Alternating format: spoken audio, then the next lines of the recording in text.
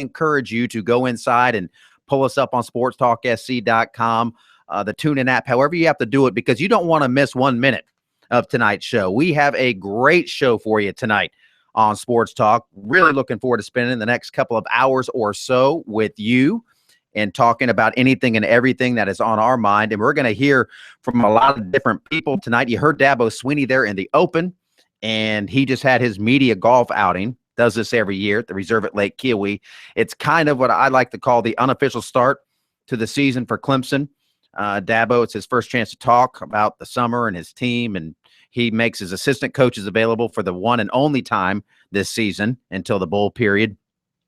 So it is a big day, and then he'll go off to Charlotte later this week, and then preseason camp will start. So we'll hear from Dabo Swinney. There's a lot going on the recruiting front. USC picked up some running back depth today, a familiar name, a transfer. We'll tell you all about Tyshawn Williams joining the Gamecock program. We'll actually hear from him later in the show. Lou Holtz caught up with him at the RNC convention, and boy, he's actually Ashley Bird from our news team caught up with him. This was before there's a picture of him with the bottle of Crown Royal last night roaming around. Drink together? I think he might have drank the entire bottle of Crown Royal based on some of the quotes that I saw from him today. But we'll tell you about what he said, and you can hear what he said to our own Ashley Bird at the GOP convention later in the program. Recruiting, a full report. Kornblut is on vacation. If you haven't noticed, you would have noticed. Like, where's Phil? Where's Phil? He's on vacation. He's sitting on the beach somewhere, hogging all the sun. So we will still pass along recruiting for you. Busy. Kerry Tharp from Darlington Raceway, the new Darlington Prez. I have to get used to saying that. He'll join us later in the show. So we're just jam-packed. We are jam-packed. Your phone calls, your emails, your tweets, all of that we'll make time for as well. Pro, we're going to have a lot of fun tonight. Well, it's interesting. I'm looking forward to hearing Dabo, and we've seen Dabo each year as he gets more and more experience. He tries to ease it a little bit, take it off the throttle. Remember, he used to really get jacked up. Now he's been right to the precipice of the mountaintop. He wants to make that next step. I'd like to hear from him today, see what he says. And you will, coming up in our next segment. Don't go away. Sports Talk continues.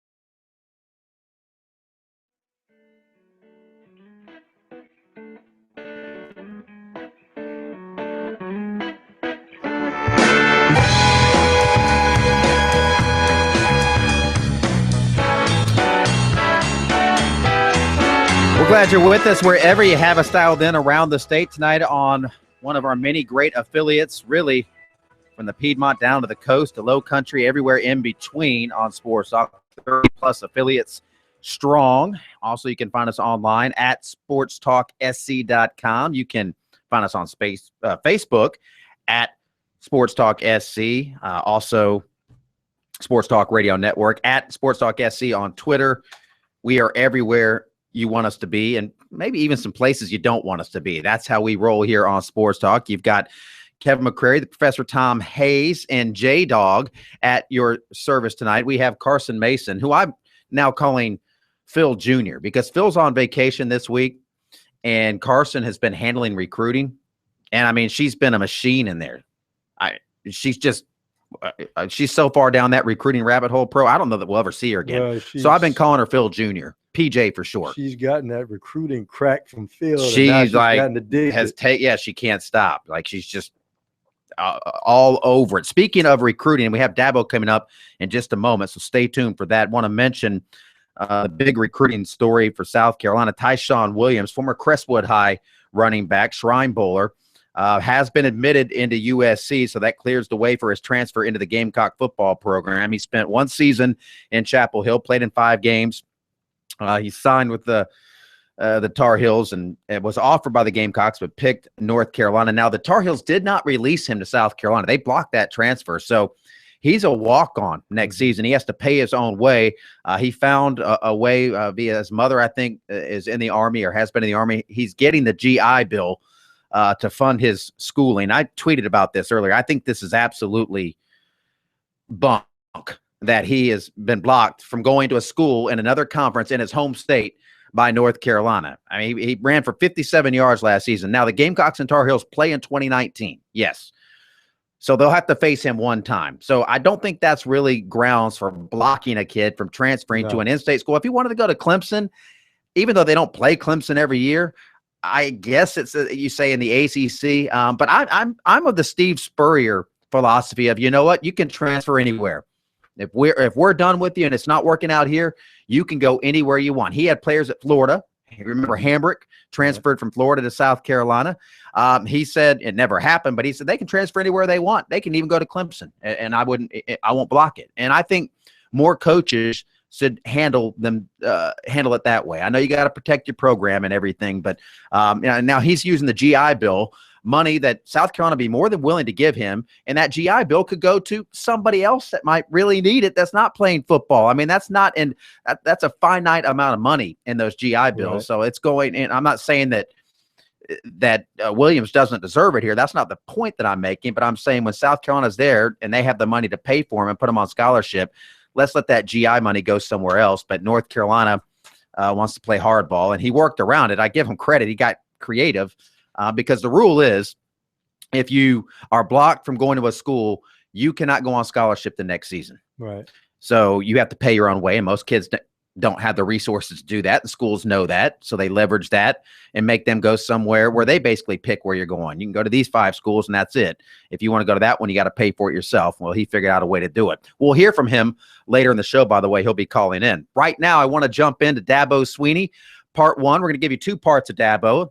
Part 2 will come up later in the show, but want you to hear a little bit of what Dabo had to say at his annual media golf outing as he speaks really for the first time this summer as he gets ready to bring a loaded team with loaded expectations. I guess the day will come where maybe I'm not jacked up to start the grind of the season, and when that day comes, I'll be doing something else, I guess. But man, I've been chomping at the bit to just. That's the hardest part of the summer is just the time. You know, it's great to get a little break, but you know, I love the grind. I love structure. I like, more importantly, I love being with the players. And so, you know, the off season is, or the so-called off season. You know, once you get out of spring, you know, you're away from your guys a lot. You know, because there's just a lot that comes with the job, and that's necessary as well. But this is the best time of year because, man, you get to get back to doing what you love more than anything. And for me, that's being with the players on a daily basis, every single day.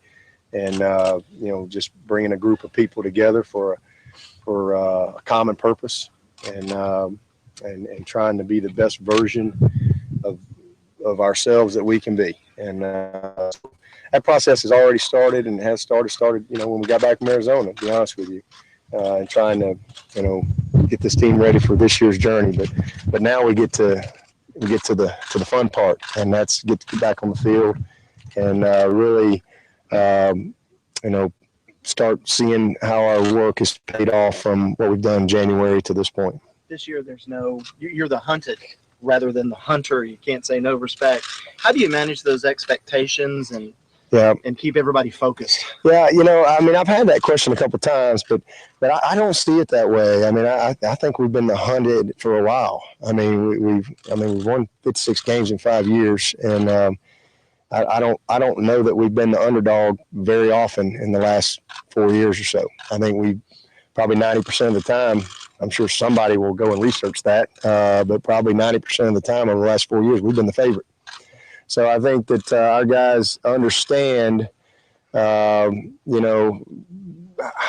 have to handle success, and what you have to do to get yourself prepared each and every week to go play, whatever the opponent is. I mean, I think that's probably the best part of our program is, we just really try to focus on ourselves and trying to perform to a standard. And y'all hear me say that all the time, but it's the truth. And that's why I think we've become incredibly consistent. So I think the expectations have always been high. I don't remember a year that it hasn't been. And we don't have anybody on our roster that's won less than 10 games. So everybody on this roster outside of the freshmen that just got here, they know what it takes. And they I think, have an appreciation for what we do and how we do it. And there's a lot of buy-in amongst these guys. And again, that's why we've been very consistent. We don't get caught up in the distractions of expectations or the distractions of, other people don't think you're going to be very good. I think we just we have a core belief in ourselves that we can. And my expectation is to be a great football team. And I don't think I've ever stood here and thought anything other than that right there. It hasn't always worked out that way, but I think more often than not we've overachieved from maybe what other people's expectations are. So for us, it's business as usual. It's back at it. We're gonna prepare each and every week as if we're playing for the national championship, because ultimately that's the mentality you have to have. Dabo's got his stump speech down. He certainly does. He's been through this before. He's actually one of the graybeards in terms of ACC coaches, and it's crazy. I remember when he was the interim coach, and I remember going to that media golf tournament and asking him what he's learned and if he still feels like he has something to prove. He has nothing to prove anymore. Dabo Swinney is a top-tier coach. He is, when people start naming great coaches right now in college football, active coaches, Dabo Swinney is right there near the top of the list. It starts with Nick Saban, as we all know, but after that, you start looking around and you can make a case that Dabo should be up there in the top few. Certainly, I know Urban Meyer would make a case. There are other guys out there, but Dabo is now his brand is big. He's a national name. He's got a national program, and he's built it the right way. Well, the interesting thing is, obviously, we've seen a lot of examples of coaches who mostly have been coordinators. I think Dabo is unique in that he has never coordinated an offense or a defense, but he's a darn good head coach. And Andy Reid, I think, has proved it at the professional level. You don't have to be a coordinator to be a great head coach. And Dabo proves it. That organization, he's the type of guy that put together a strong. Great face of the program, put together a great staff, and has tapped into all the big things at Clemson to get them back where they want to be. We'll be right back.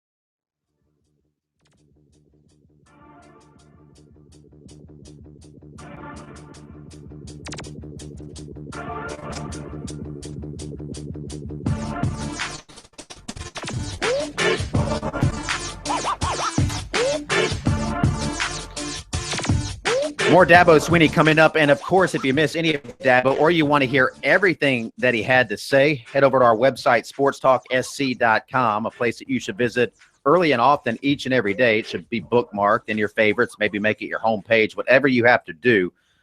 You need to do that to make sure you don't miss out on anything recruiting, news, interviews, recaps. It's all there at SportsTalkSC.com. There's also links to listen to the show live, or as I like to say, if you're very brave, you can watch us in action on our video stream each night, and that's archived as well.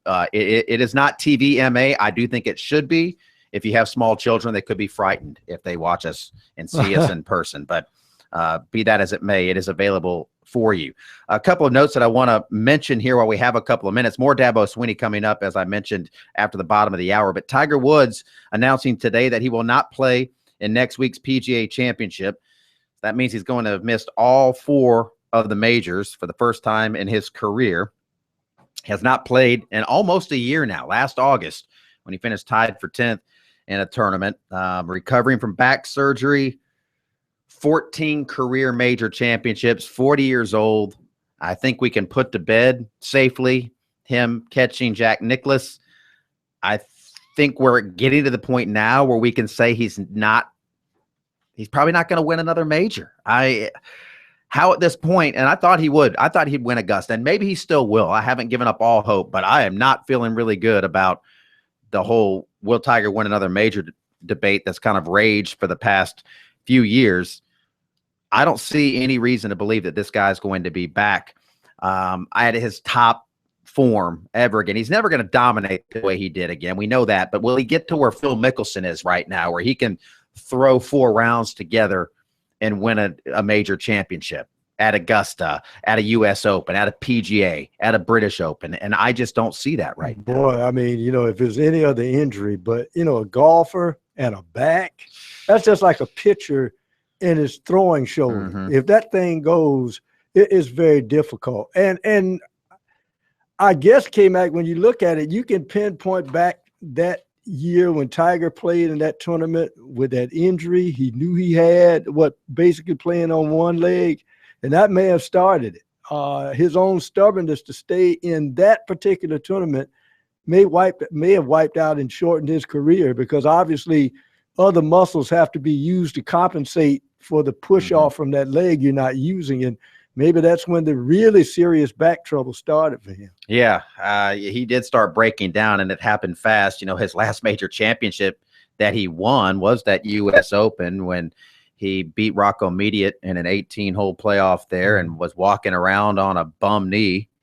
And it was one of those amazing Tiger stories. This guy did that with a torn up knee, and he still won a major championship. But little did we know it was all going to come unraveled for him on and off the course. And yeah, his fall has been remarkable. As dominant as he once was, how will he be remembered? It's going to be hard. It's like Michael Jordan with the Wizards. You just flush that memory from your brain and only remember him winning the titles with the Bulls. You don't want to see this part of the Tiger Woods era. We're going to be back. More Dabo Swinney coming up. Your phone calls and more.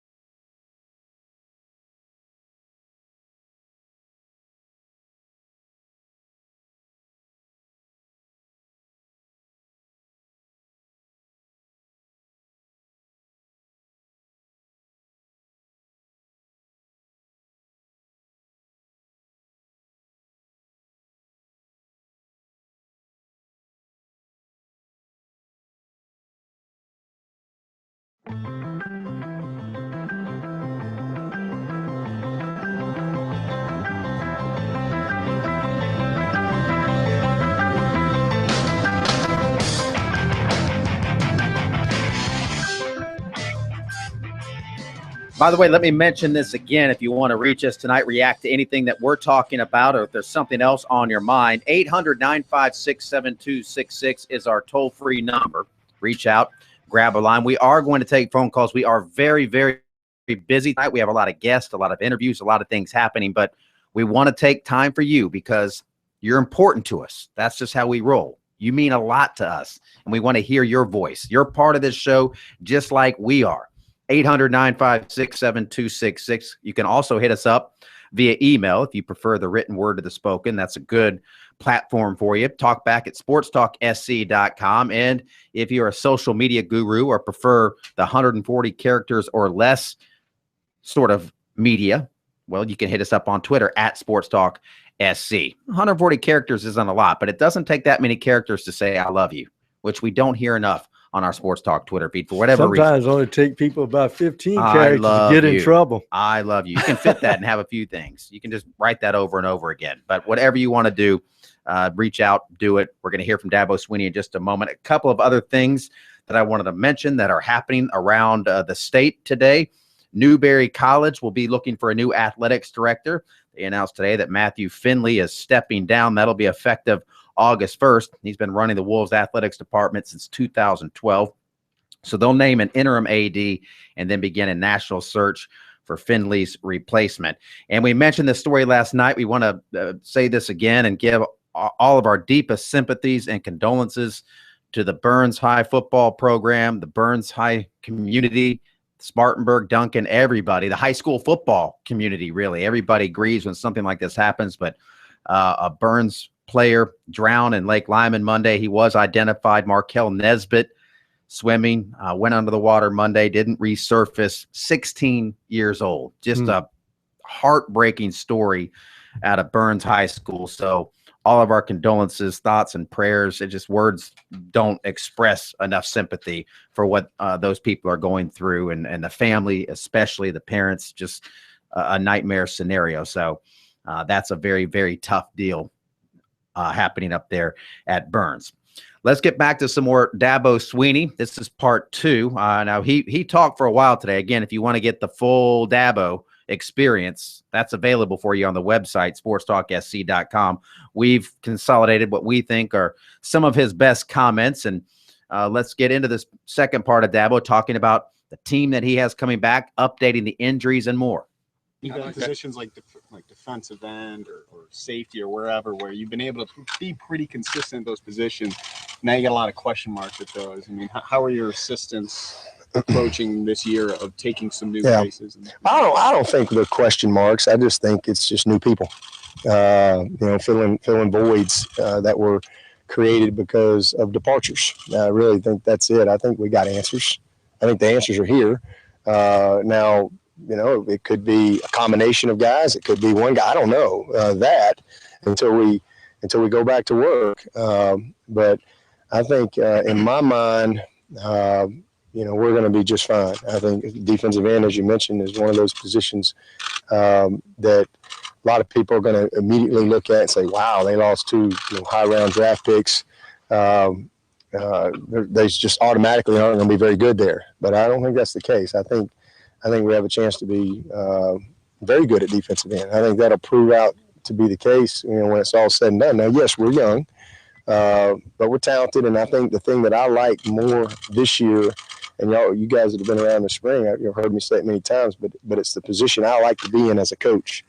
And that is, I know that I've got great competition at every position. We're talented, but when we have competitive depth, it makes everything else better, makes every practice matter. It just brings a different edge to the meetings and so forth, and to the game evaluation. Austin Bryant wasn't going to beat Shaq out last year. And it's not that he didn't try hard every day. It's just there was a big gap from a competitive standpoint. And this year, we didn't necessarily have Shaq and Dodd, that type of experienced talent, but we got talent. And then we've got some good depth that's going to make – that's very competitive. So I think when you have that situation, good things happen. And so I like where we are. I like the roster that we have. There's a lot of questions for a lot of people outside of our walls as far as, okay, well, who are they going to run out there first? And that's a valid question. But I think the answers are here. It's just a matter of, kind of filling in the blank as we go through camp, because, there's a lot that has to take place between now and then. And you've got obviously competition, you've got injuries, you got all kind of things that take place, that'll ultimately determine who runs out there first. Yeah, but roster-wise, everybody healthy, ready to go in a couple of weeks? Yeah, everybody's in good shape. I think we got a couple guys, and Adrian Baker is going to obviously miss camp. He's still going through his rehab process, doing well, progressing well, but he'll be out. And I think that's the main one. Candace Smith's coming off of a shoulder surgery, but I think he's going to be cleared and ready to go by the 2nd. So we'll probably be limited, probably in green for a few days, but at some point in camp, they'll be cutting him loose, so he'll be able to get some work in. But other than that, we should be okay from a veteran standpoint, those guys coming back. A lot of people will probably ask about Feaster because a lot of people know he had some shoulder surgery and he's been cleared to get back out there as well. So he'll be out there. TJ Chase, we're still waiting on. He's not a medical issue, but hasn't cleared all of his hurdles academically yet. So hopefully we'll get some good news on him this week. If not, he's going to go to prep school for the fall and hopefully rejoin us in January. Dabo Sweet at his media golf tournament. No word on how he played today or what team won. Unfortunately, I'm normally up at Lake Kiowee, but with Corn on vacation and everything happening, I thought my services were best here in the network studios. But I will be catching up with Dabo, Deshaun Watson, and Ben Boulware, our Twitter official athlete Twitter handle of Sports Talk. He's great on Twitter, bro. I know you're Twitter list, but he is great on Twitter. So we will catch up with all those guys later this week, Thursday, Friday, when we're up in Charlotte at the ACC football kickoff. Speaking of the ACC, a big story involving the ACC network, which is, it's been talked about for a long time now. It's finally going to get off the ground, it would appear, and we'll hear more about this later from John Swafford in Charlotte on Thursday morning. But the ACC network is expected to launch in 2019, and they have a new agreement with ESPN, a 20-year deal and rights extension that runs through the 2035-2036 academic year. Wonder where we'll all be in 2035 and 2036. Playing Pokemon Go, I would imagine somewhere.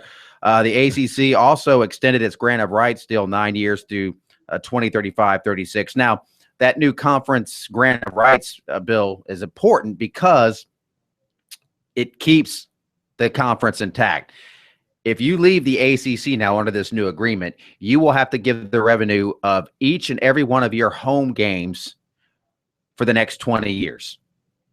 That's going to keep any ACC team from bolting to the Big 12 or the Big 10 or anywhere else. Maryland, that's not going to happen again. They're not going to lose anybody. And Notre Dame, as we all know, who gets these sweetheart deals that they really, quite frankly, don't deserve in college athletics or college football specifically.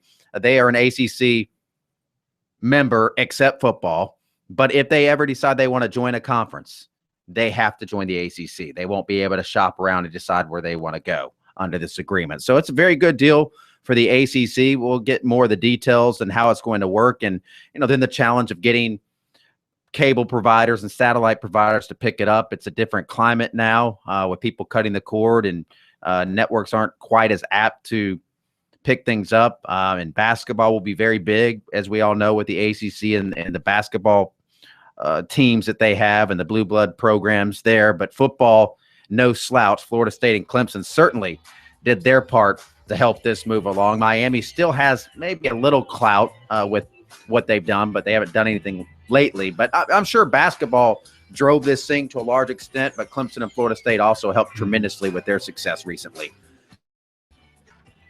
Back, we can jump into your phone calls coming up on the other side.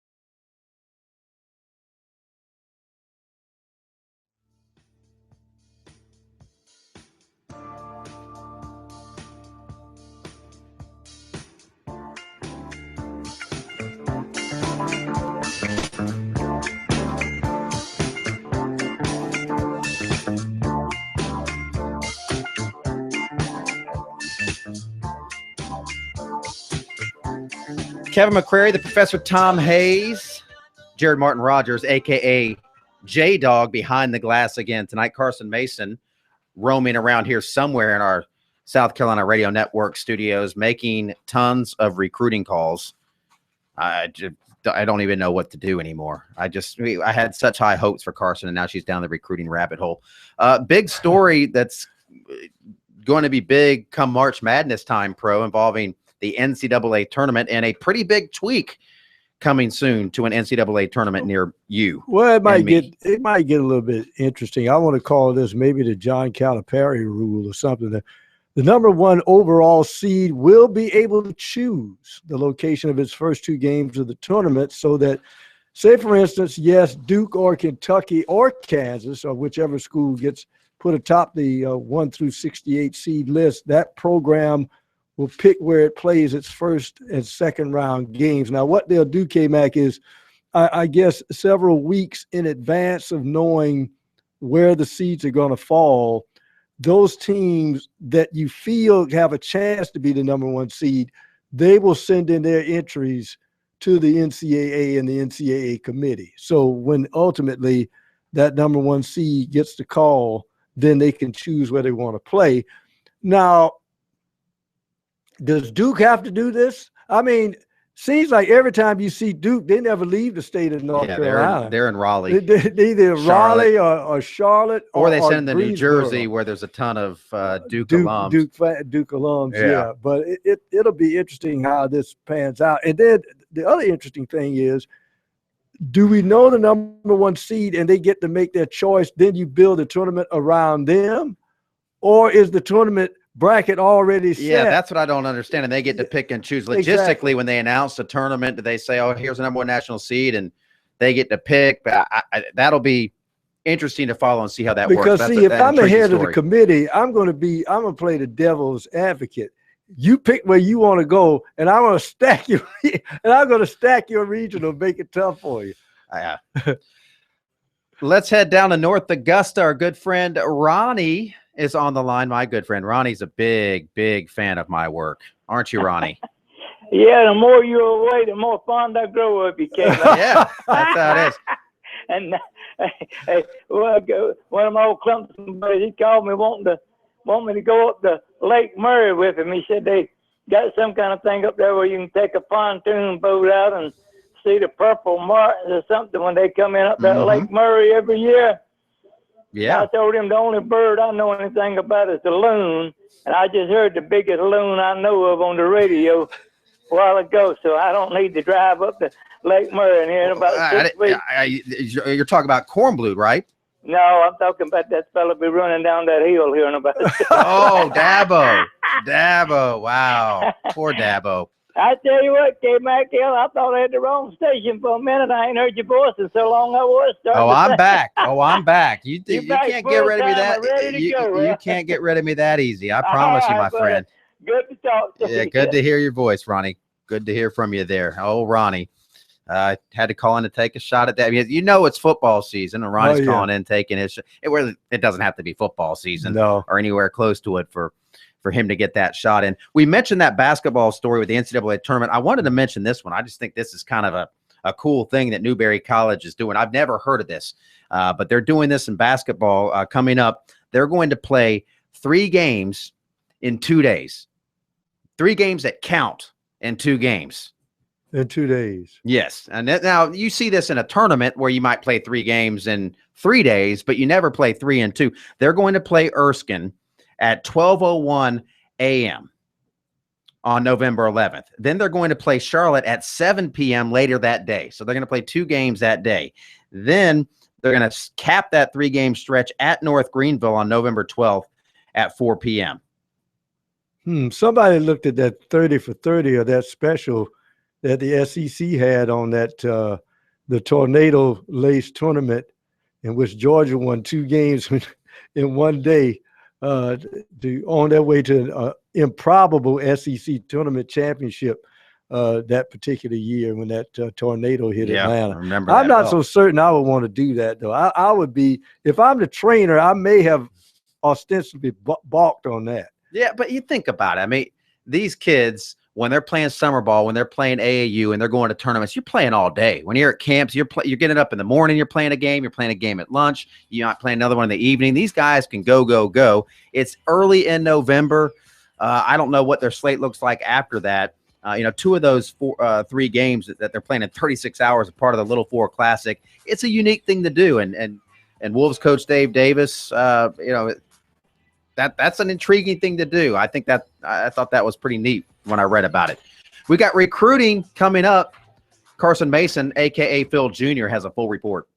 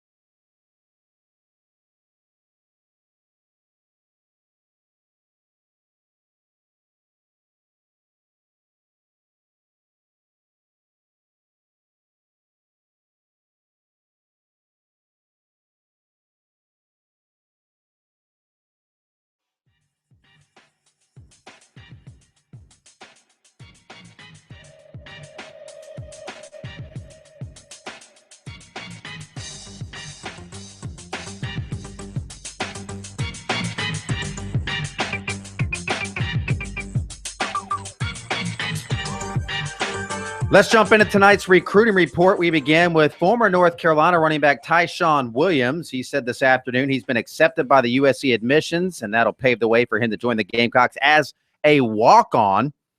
And he'll redshirt this season after a transfer. If everything goes according to plan and there's no snafus, Williams has made USC his top priority since getting his release from the Tar Heels, because the release blocked him specifically from going on scholarship at any school on USC's schedule, on the Tar Heels schedule for the next 4 years. And the Gamecocks play the Tar Heels in 2019. Williams will have to use the GI Bill to pay his way at USC this year with the plan to go on scholarship in 2017. Williams, a former standout at Crestwood High School, he saw very limited playing time with the Tar Heels as a freshman last season. Defensive back Stephen Montack of Coffeyville Junior College in Kansas visited the Gamecocks today, along with his friend and former teammate, Covington, Georgia wide receiver Justin Marshall. Neither worked out at the camp. Montack said he was asked by the USC coaches not to say too much about their conversations, but did say he's deciding between USC, Boise State, and Missouri. Said there's a chance he'll be able to enroll in August. Marshall said he had a good visit as well, and he's considering the Gamecocks along with Louisville, Auburn, Maryland, West Virginia, and Tennessee. He plans to narrow his list in August. Linebacker TJ Menifee of Lebanon, Tennessee, had a good workout for the USC coaches, but did not receive an offer today. They told him they liked his hustle and what he did out there. Bobby Bentley will be giving him a call later tonight, he expects. He also likes Louisville and Purdue. Defensive lineman Ben Hutch of Nashville also worked out at USC today. He did not receive an offer, but is expecting a call from Lance Thompson tonight. Offensive lineman TJ Moore out of Charlotte will announce a decision August 1st with USC, North Carolina, NC State, and Tennessee as his favorites. He's still waiting on an offer from Alabama. Brothers, defensive lineman Brayon and Brandon Gaddy committed to Tennessee today. Clemson was one of the finalists. Defensive back Trey Shaw of Ellenwood, Georgia, committed to North Carolina last night. He also had Clemson, USC, and Auburn on his short list. Defensive back Trajan Bandy of Miami decommitted from Oklahoma last night or yesterday and now has USC on a short list. The others are Southern Cal, Penn State, Miami, Tennessee, and Oklahoma. Defensive lineman Aubrey Solomon of Leesburg, Georgia, a Michigan commitment, but told 247 Sports he's going to take official visits this fall to Clemson, Southern Cal, Florida, and Oregon. And running back Chase Hayden out of Tennessee plans to announce his commitment decision sometime in the next week. Top 4, USC, Arkansas, Missouri, and Oklahoma State. He's visited USC. A couple of basketball notes. Strong forward Hunter Tyson of Monroe, North Carolina was offered by Clemson. Also has offers from Tennessee, Davidson, Charlotte, Elon, and Appalachian State. And Clemson did not make the cut with 6'8" Nate Watson of Upper Marlboro, Maryland. He released the top 7 today: North Carolina, NC State, Providence, Maryland, Wake Forest, Kansas, and Miami. There it is, tonight's recruiting report. You can get these stories and more on our website, sportstalksc.com. Top of the hour, busy second hour upcoming. Don't even think about going anywhere.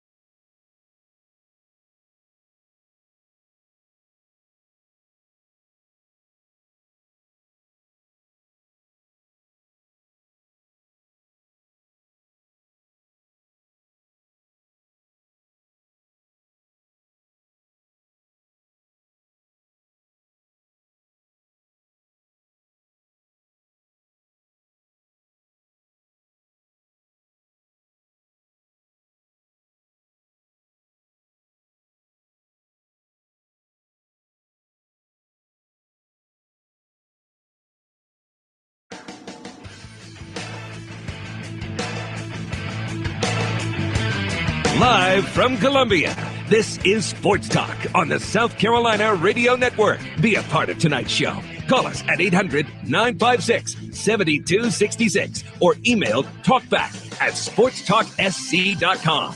Now, here are your hosts for Sports Talk, Phil Kornbluth, Kevin McCrary, and Tom Hayes.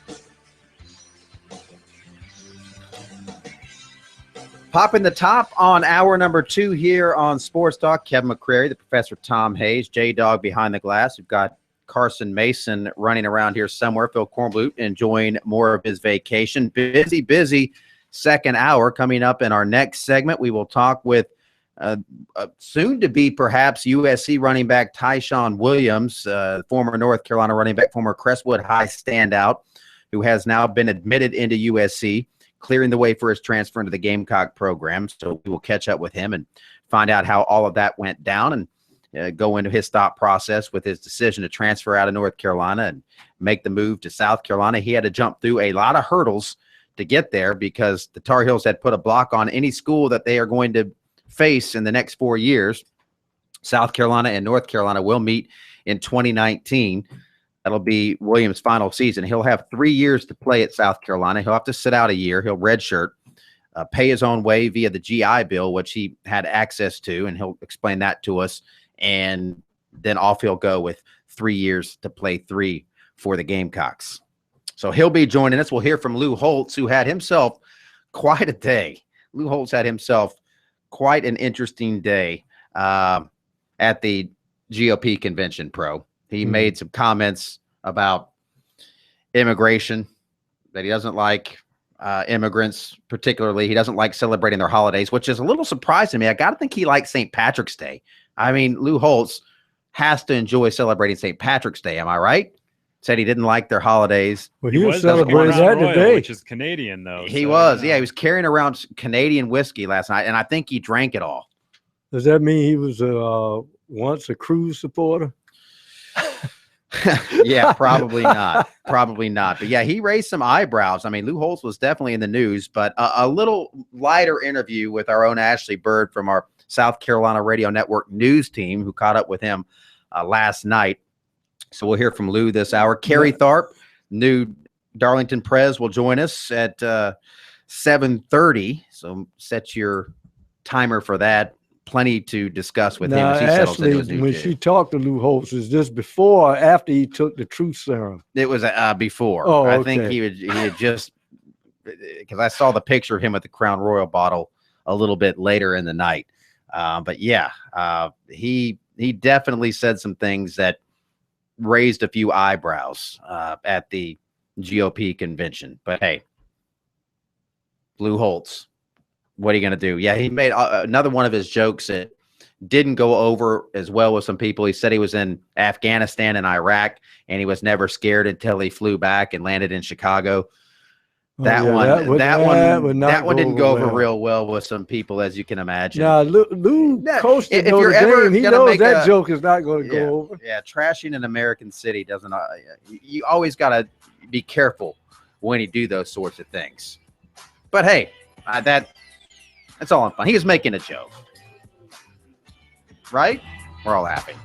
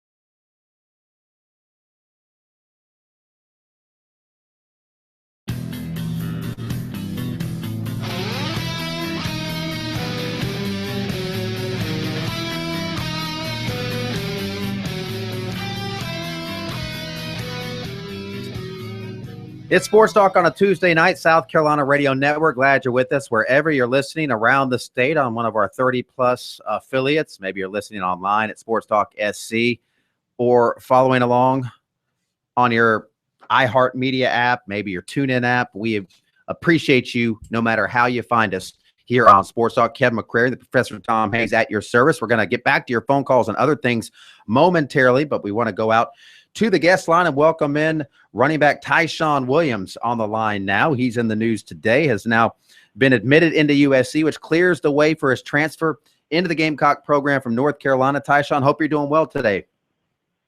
Yes, sir, I am. Thank you. Outstanding. Well, kind of fill us in on this process and where you are now. It sounds like you've gone through the admissions hurdle at South Carolina. So does that pretty much clear the way for you to become a Gamecock?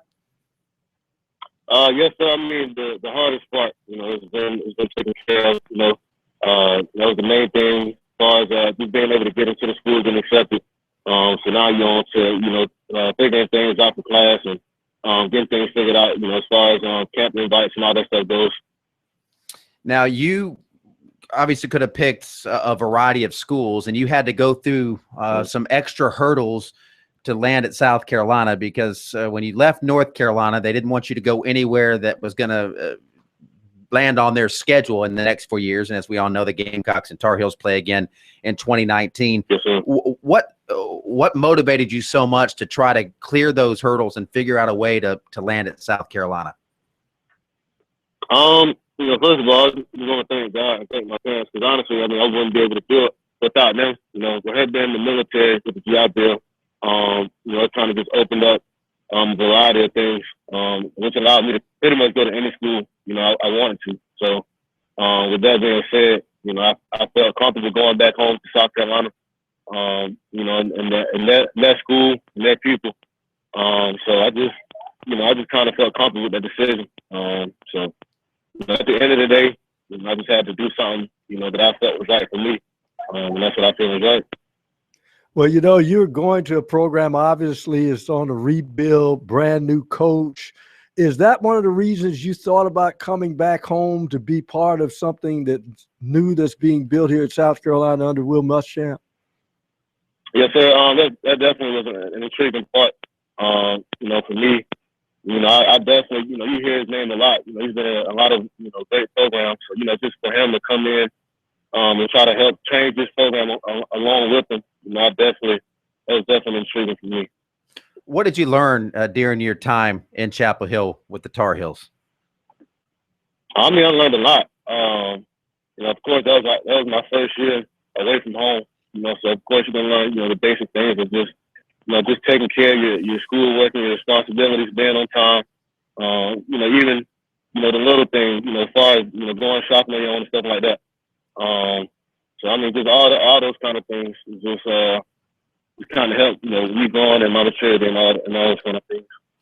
At what point did you start thinking that maybe you wanted to look around and find another school? And at what point did you settle on South Carolina? I probably started around like early June. Mm-hmm. Coming right out of it. That's definitely a lot of people are like, are you going to go back to South Carolina or Georgia or something like that? But I didn't really have an idea of what was going to happen. I just kind of allowed things to kind of play out, and like I said, like the GI Bill, once I knew I had that, it kind of just opened up a lot of things for me that I thought weren't going to be available. Well, it's been a lot of years you've been on a football field and you've been able to see action through high school and your first year of college. Have you mentally thought about how you're going to handle this year off because you have to redshirt this year? I haven't thought, a lot about it, but mentally, physically being away from the game, but mentally I won't be away from the game. That's watching film. Just doing those kind of things, just stay ready. So I don't see it as much as a challenge. But you have to go through it and see how it actually is. So I look forward to that. For Gamecock fans that might not remember you from your playing days at Crestwood High School, where you were a standout, but describe to them what kind of player the Gamecocks are getting with you. I mean, for me, I like to consider myself an all-around player. You know, as running the ball, catching the ball, pass blocking. You know, I think, you know, a lot of times, you know, some running backs, you can kind of be one-dimensional, do a lot of things, or more than another. I just try to, you know, do well around it. I think that's what I want to bring to the table. Now, as far as looking ahead, have you talked to the coaching staff? How have they told you how you're going to be used, and what do you feel is your strengths to be used that they could exploit? I really haven't, like I said, I haven't talked to, you know, too much to the coaching staff, being that I was restricted to them. So I think, you know, definitely when we get a chance to meet and sit down and talk football, all those things will be discussed. But, you know, for me, you know, I can see myself, you know, contributing in a number of ways. So I mean, it's just kind of, you know, also based on the schemes that they run and things like that. But you know, for the most part, you know, we're still gonna be able to do the majority of things as far as running the ball, catching the ball, and like I say, being good in the pass blocking aspect. Talking with Tyshawn Williams, who has been admitted into school at USC, transferring from North Carolina. And you mentioned that GI Bill. How did that come about? I mean, did you discover that at some point? Did somebody tell you about that? I mean, that was a lot of people have really applauded that workaround. I mean, you found a way to kind of beat the system, so to speak, and, you know, to go where you wanted to go. And normally a lot of people don't have that luxury. So, I mean, how did that come about? Like I said, you know, I just have to give all credit, you know, to my mom, who, you know, made a lot of sacrifices as far as going into the military. You know, if she wouldn't have made that move then, I wouldn't be able to make this move I'm making today. So, you know, I just thank her for what she did, and also, like, she went to school for, like, you know, obtaining her master's, but she didn't use all of it. So I mean, she was like, you know, if you need it, you know, you can use it. So that's what I'm doing. Worked out very well for you. Hey, great talking to you. Best of luck. I'm sure we'll be keeping up with you a lot here over the next 3-4 years or so. And have a great rest of your summer. Yes, sir. Thank y'all for bringing me on. Have a great day. Anytime. Tyshawn Williams, former Crestwood High star running back, Shrine Bowler, North Carolina Tar Heel, now working his way into the Gamecock program. And running back pro, as we know very well, a position of need for South Carolina. It's a position of need immediately. I mean, Williams, if he could play right away, they'd probably get him on the field right away. But he will add some depth and certainly give them another horse in that backfield in the future. Well, that's obviously that, you know, in the SEC, you're going to need more than, I would think, optimum. You're looking at using 3 or 4 backs, especially during the season. And I thought it was key that he said that one of his strengths is catching the football out of the backfield. And it seems that when you talk to the coaching staff, that looks like they're going to do a lot of that. K-Mac is throwing to the backs coming out of the backfield. And, of course, when they go to that 2 tight end setup along with a slot receiver, be interesting to see how he's utilized once he gets into action a year from now. All right, we're coming up on a break. On the other side, we're going to listen in on what Lou Holtz had to tell our own Ashley Bird, who is covering the GOP convention in Cleveland. There are a lot of, you know, that's politics and sports. They do tend to intermingle from time to time. And Lou Holtz, who endorsed Donald Trump early in the game, so to speak, back there in the Indiana primary, he endorsed Donald Trump. He's roaming around the convention, not speaking at the convention, but he is talking to reporters. In fact, today, we'll fill you on some of the things he said today. I mean, he is getting front page news, USA Today, LA Times, everywhere for some of his comments today. But we'll hear some more lighthearted comments from the former Gamecock head coach coming up on the other side of the break. You're listening to Sports Talk on South Carolina Radio Network.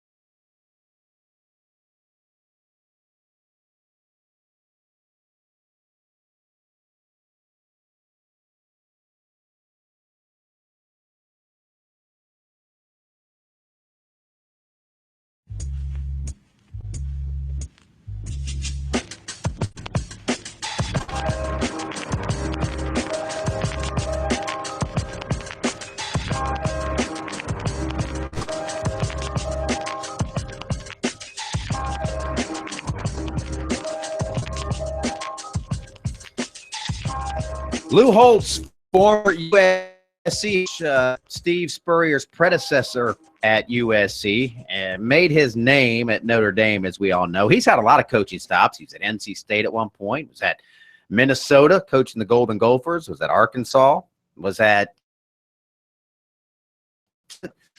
he's bounced around a little bit. It was in the NFL for a cup of coffee. Yeah, Arkansas, he pulled that big upset over Oklahoma when he had, I think, suspended 5 players or something during that game. Everybody thought it was going to be walkover for the Sooners, and it wasn't a walkover, but it was for the Razorbacks. Kind of known for doing less with more a lot during his career. Known as a builder of programs, certainly he did win at all of his stops in some way, shape, or form. Except for the Jets. Sometimes it was his exit that was a little tougher at certain programs. But our own Ashley Bird from the South Carolina Radio Network News team caught up with him at his latest stop, the GOP convention this week. Speak tomorrow. Want to say hello to South Carolina? It's always great to hear from people in South Carolina. I was back here for the spring practice. I just had a great experience. I spent 9 years of my married life there. Yeah. You. What are you speaking about tomorrow? We're going to talk about the right to life. Are you? Yes, sir. All right. So, why are you such a big Trump supporter? Well, I think if you just look at the problems we have in the country today, more people on welfare, in poverty, food stamp, racial tension in the country, $20 trillion debt, all kind of problems in foreign policy. Supreme Court justice is going to come up. Those are decisions that people have to make. I don't like the direction we're going. That's me. So if this is a sporting event, okay, let's talk about my sports talk, guys. This is a sporting event. How would you describe this? Bizarre. I'm used to being on the team bus while in the stadium, not coming through all kinds of security. Thank you, sir. Appreciate it. Lou, good old Lou Holtz doing his thing there. That was last night when I actually kind of caught up with him outside of the Quicken Loans arena. Today, Lou Holtz made some comments to reporters on the record that certainly raised some eyebrows when he was talking about immigrants coming into the United States. He said it amounts to essentially an invasion. And he said of immigrants, I don't want to become you. I don't want to speak, want to celebrate your holidays. I sure as hell don't want to cheer for your soccer team. End of quote from Lou Holtz. A lot to unpack there. Again, because I like St. Patrick's Day and I like Cinco de Mayo. Okay. And I like cheering for soccer teams. Yeah. I mean, what's wrong? I was in Portugal. And so I guess he's not a big fan of the I guess we can probably have to take your age and multiply by 2 to tell you how old Lou is. But Lou, you could just listen to him talk all day. 79-year-old Lou Holtz still going strong. I think he enjoyed that Crown Royal that he was carrying around yesterday too. Be right back.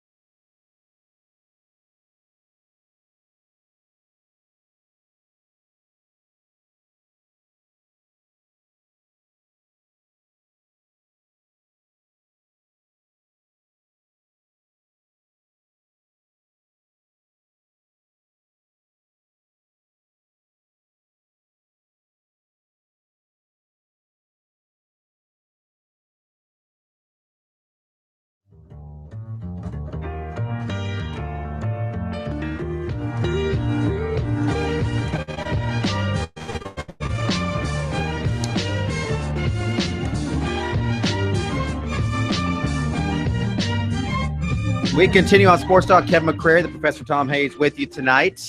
800-956-7266, toll-free number if you want to reach out and grab a line. You can also hit us up on Twitter at SportsTalk SC. Drop us an email at talkback@sportstalksc.com. We'll get back to your phone calls, emails, tweets, and other things momentarily. Want to head back out to the guest line right now and welcome in our good friend, Kerry Tharp, KT, on the line with us. And this is the first time I've had a chance to talk to KT since his new gig at Darlington. And good to talk to you, KT.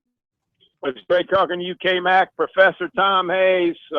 Great to be on the program tonight.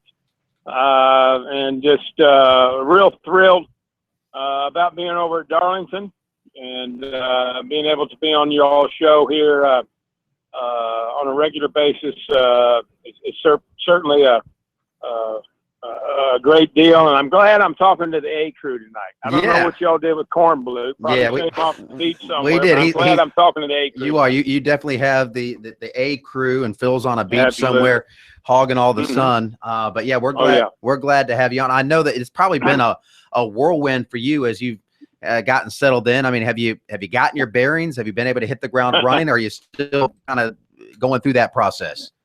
Well, I tell you what, K-Mac, it has been a very hectic time. I actually came back to Darlington last week for a couple of days with some meetings, and Chip Weil, the president here that did such an outstanding job, spent a couple of days with me, kind of onboarding me and let me get to meet many of the community leaders here in the Darlington, Florence County area.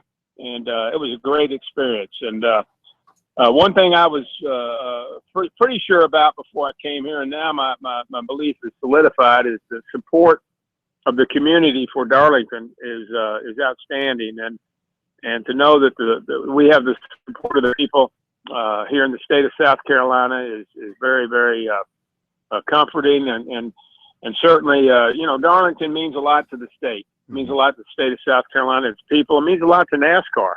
And to be able to be here at the time that I think it's a very good time for this racetrack, with having gone back to the Labor Day race weekend and with the throwback theme that they've adopted, I think things are really moving in a good direction for our racetrack. I was about to ask you that, Kerry. You've been in South Carolina for over a decade, and you decided you were going to make a move in NASCAR. I think some of it was surprised that you were bolting. We were so used to seeing you around the environs of Williams-Brice Stadium and the arena and the baseball stadium as well. Now you go into another move in your life to go to Darlington. Do you feel that your juices are flowing a little bit faster now? This is a jump start for you. Well, Tom, that's a great point. And I spent 20 wonderful years at the University of South Carolina in the athletics department, and that was a time that I wouldn't have traded for anything. And I'll be a lifelong Gamecock through and through. And then I had the opportunity to go to NASCAR about 11 plus years ago, and I don't know why I went. It just seemed like the thing to do at the right time, and have thoroughly enjoyed my time working in NASCAR, being around the sport. And then this opportunity arose about 6 weeks ago, and it just seemed the timing was right. It seemed like an opportunity to be around the people of the state a little bit more, to be in the community more here in the Darlington, Florence, Hartsville areas. And this was exciting. And I have been really rejuvenated with this move, and just so excited about what the track means to the state, and being able to be around folks that I've been around for a long time means a lot. And really, being around a lot of the media that I've been around for many years is a great experience. So you're right, Tom. It's been a very, very cool experience for me and my family, and we're really looking forward to it. Well, you have an interesting perspective in your previous job before going to Darlington, but and it's interesting. I wanted to ask you this question is because we see that NASCAR has moved its tentacles into different areas in the California, of course, into Detroit and in your home state of Kentucky and down in Texas. But we always thought that NASCAR needed to hold on to its roots. So in your feeling in those meeting rooms, what does Darlington mean to NASCAR as far as as being at one of those tracks that's at the root, at the core of what NASCAR is? Well, you're exactly right, Tom. And, you know, NASCAR, when you think of NASCAR, you think of, you know, hard racing, you think of competition, you think of grit, you think of determination, and all of those things rolled into one mean Darlington Raceway. And, you know, I think we have one of the best brands in all of NASCAR here at Darlington. Again, I think going back to the Labor Day weekend was huge. This will be the second year in a row for our throwback theme, and with the Bojangles Southern 500 and the Xfinity race sponsored by Sports Clips Labor Day weekend. We feel we've got a great attraction for the fans. And, you know, Darlington is one of those places, and I've spent about an hour yesterday just touring the facility like I've never done before. Of course, I've been here for races many, many times. But yesterday I was able to tour the facility from top to bottom. And, you know, it's a special place. You know, when you think of other facilities in sports that kind of have that iconic look to it, it's, you know, it's Wrigley Field, it's Lambeau Field, it's the old Boston Gardens. That's what Darlington Raceway is. And so it's exciting. And, you know, it holds a special place in the eyes of NASCAR. I know that for sure. Yeah, I think anybody that's ever been to Darlington, you remember that first race, the first time you walk in there. I know I certainly do. And I really think what's happened there recently and the track's kind of come into its own, because we all know the history, and it looked like it might be dire straits. We were worried Darlington was going to become Rockingham for a while, but fortunately it seems to be doing as well as it ever has, KT, and still growing. And I love the throwback, and because it is kind of a landmark. Do you have anything in mind in terms of tweaks or anything that you know right away, like, you know, that what they ask presidents, what are you going to do in your first 100 days? Well, I'm asking you the same thing as president of Darlington. What's on your agenda? Well, I'm going to do a lot of listening, for sure. I'm going to do a lot of observing, because you know, we're just 47 days out, K-Mac, for the Bojangles Southern 500 race weekend. And so, you know, all hands on deck for us to get ready for this race weekend. But one thing that really, really intrigues me about Darlington and about where we're located in the time we're in right now is while this is such a historic track with such tradition, legacy, heroes have raced here, the best of the best have won here. There is an untapped market, in my opinion, in the state of South Carolina, and that's the young people in this state. And to get them involved in racing, get them involved in Darlington, get them to learn about the history of our sport, get them to learn about the history of Darlington, is something that's very, very interesting and important to me. And so, and with the new technology and the innovation that NASCAR has introduced into the sport, probably more so than ever before, you know, young people now, they come to the track, they bring a couple of mobile devices. They want to be able to get that action right there in front of them. And so we want to be on the cutting edge. We want to preserve that history. We want to bring in some of the new innovation and grow that fan base and get the young people to come out and be excited about Darlington, because, you know, it's a track, I think, that can also appeal to the young people as well as the older crowd. And we're certainly going to do everything we can to do that. Great stuff. Kerry, we appreciate it. We'll be talking to you again next week as we get closer and closer there to the Southern 500.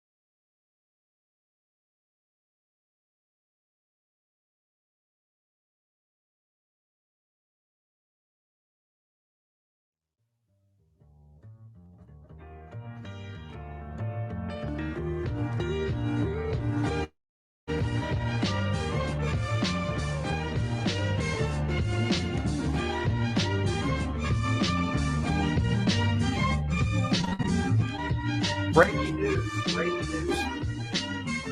The Braves still stink. Well, actually, it's 2-2 now. Yeah, they still stink. Yes, they lost last night.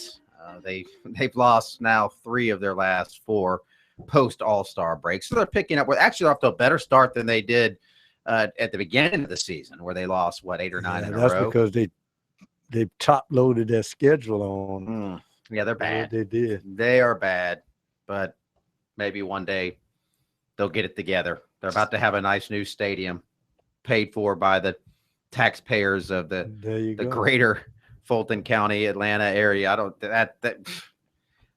how these people scam fans and citizens into funding stadiums for multi-millionaires is beyond me. And I love sports as much as anybody, and I don't have a problem with some help when it's needed. But Turner Field is great. Yeah, it's a beautiful great facility. Like I remember going to games there, and people go, other than Camden Yards, I don't think it's a better stadium in baseball. That wasn't that long ago. I mean, it was built for the '96 Olympics, and now it's gone. And same with the Georgia Dome. I mean, it's really wrong with the Georgia Dome. Well, I think probably what's happening in a lot of cities now, is the fact that everybody wants Wi-Fi all through the stadium. It's almost like you have to be entertained when you go to the game, and that's what people complain about. Better stop your complaining, because every time you do it, they blow up the stadium you're in to make sure it's fitted for all the gadgetry we have now. Well, and the other thing that they do, and this is what, again, and this is coming from a guy that loves sports, and I'm glad that, like, the city that we live in here in Columbia, they got minor league baseball back. And, they had to pull some strings and do certain things to get that stadium built, the city of Columbia and all these people. And it's been a boon. It's been a great thing. I mean, they're sponsoring YMCA teams. I have thoroughly enjoyed having baseball back in Columbia. But what I don't like is teams that hold the city hostage and go, look, if you don't build this new stadium, we're out of here. I mean, and the people in St. Louis, they were ready to build the stadium, but then they're just going, well, who's going to build us the best stadium, and who's going to spend the most money that we don't have to spend for the stadium, and who's going to give us the most tax breaks? I don't like it. I think that these teams and the NFL, Major League Baseball, the NBA, they make enough money where they should build their own stadiums. This Vegas hockey team, I mean, the NHL team that's moving to Vegas, they had to pay the amount they had to pay just for the expansion fee. It's just unbelievable. Oh, yeah. And I'm not saying that hockey won't work in Vegas and they don't deserve a team, but if you want to do that, then you write the check, Mr. Billionaire owner. You do that. That's on you. Or if the NHL wants to go into these markets, then you pay the taxes and do those sorts of things. And I get it. They'll say, hey, we provide jobs. We make money for the community. The hotels fill up and all these things. And that's all legitimate. But does that really mean that you have, I mean, it can become a wash if you're losing that tax revenue that you would normally be getting, giving it to the teams and making the people pay extra money and food and restaurant taxes and other things to fund sports stadiums. Meanwhile, you have schools crumbling and, police forces that are understaffed and underpaid, and they're building stadiums on top of stadiums. That's the part that I don't get. It just makes it look like our priorities are off. And this is coming from a guy who loves sports, can't get enough sports, works in sports. I mean, sports has made my life, but I still don't think that it should take precedent over other things. And the biggest problem with the Braves was how backhanded it was. There was no public forum. There was no public debate. It was an overnight announcement. Hey, we're moving. The deal's already been signed. Sorry, public. We already took it. Yeah. And people seem to take it for a while, but now the more they're learning about that, as more of the details come out, I think they're realizing, like, wait a minute, and wait till they're trying to get out there with traffic. And they wanted to move it out where most of their season ticket holders are. But I kind of like driving into Atlanta and seeing Turner Field there. And maybe Georgia State is going to use it now. I don't know what's going to become of Turner Field. That was the decision that the Hawks had to make years ago when they decided to just raise the Omni and build the new arena, because they had thought about putting it out in the suburbs. And they said, no, We wanted to remain downtown. So they stayed downtown. The interesting thing is, though, it really doesn't surprise me, because when Major League Sports decided to move south, Mayor Ivan Allen, I think, was mayor of Atlanta back then in '65. They built Atlanta Fulton County Stadium on land that the city did not own. They said, just go ahead and build it, because we want the Braves to move from Milwaukee down here. So for them to hide, not have a public forum this time does not surprise me one bit. We'll be back to wrap things up here on Sports Talk.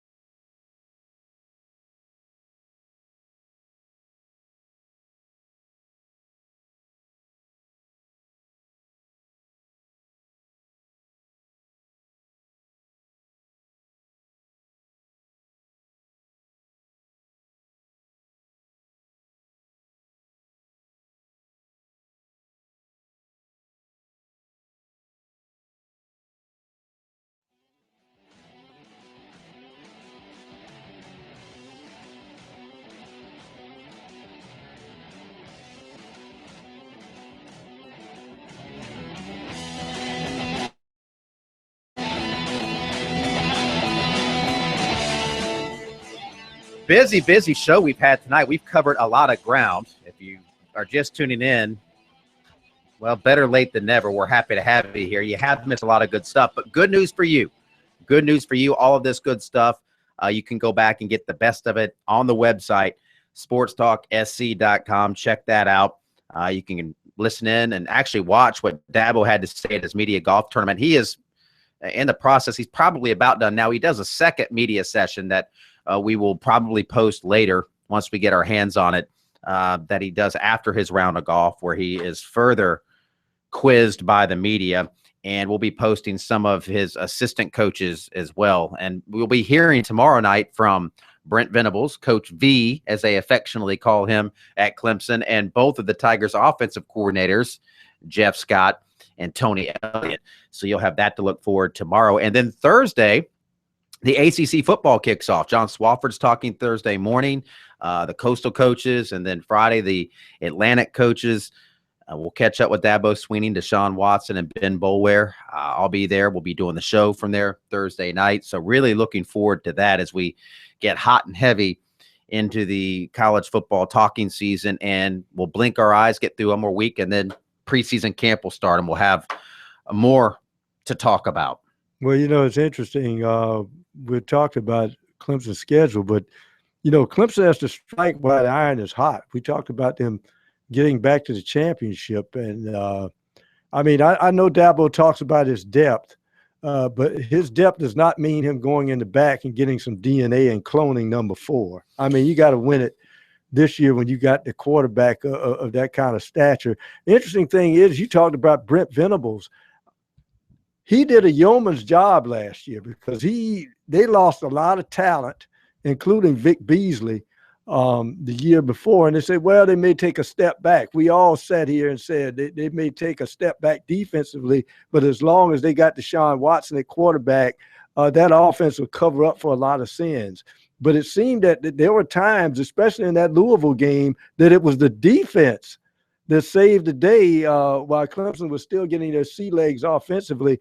We'll see if he has another Houdini act up his sleeve this year, trying to push that depth they lost. I mean, the starters they lost last year. You mentioned Deshaun Watson. Nick Saban today was told that Vegas has Alabama as the favorite, and he said he can't believe Clemson is not the favorite, considering they were in the title game last year and they have Deshaun Watson back. And he said Deshaun Watson is the best quarterback in college football since Cam Newton, and was applauding the throws that he made in that championship game. As he said, tight windows, pressure throws that he was making in that game. So high praise from Nick Saban. And he took a lot of licks too. Just big time player and never really gets frazzled. He just never looks like he's panicked. Even as a true freshman, watching him play in Tallahassee, that'd be a stage would be really easy to panic. Never did. We're going to have to say goodbye. We'll be back tomorrow, same time, same place here on Sports Talk. You go out and have yourself a great, great Tuesday night.